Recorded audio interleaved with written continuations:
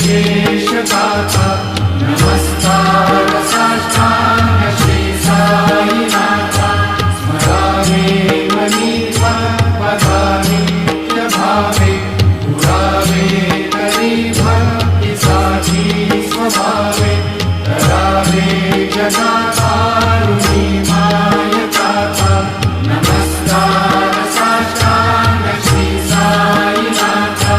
वसे जो सदा जावया संत लीला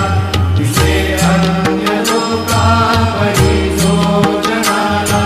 परी अंतरी ज्ञान कैवल्य दाता नमस्कार